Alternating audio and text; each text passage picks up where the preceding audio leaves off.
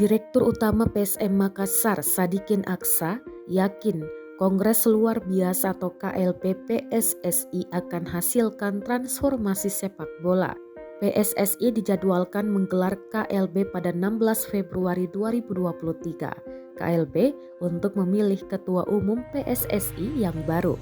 Sadikin berharap dalam pemilihan nanti para pemilik suara memilih yang terbaik.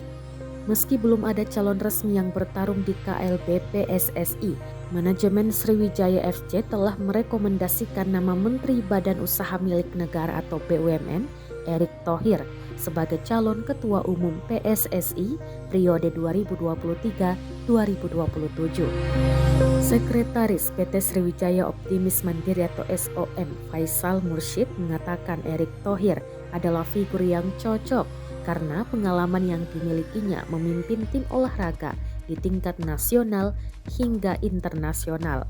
Atas dasar itulah, manajemen Sriwijaya FC merekomendasikan nama mantan Presiden Inter Milan itu untuk maju sebagai calon Ketua Umum PSSI periode selanjutnya.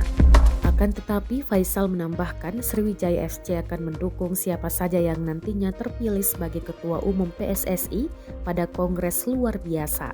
Lebih daripada itu, Faisal memilih mengajak semua pihak pemangku kepentingan untuk fokus mencarikan solusi terkait keberlanjutan Liga Indonesia yang saat ini tertunda setelah terjadinya tragedi Kanjuruhan yang merenggut nyawa 135 korban jiwa.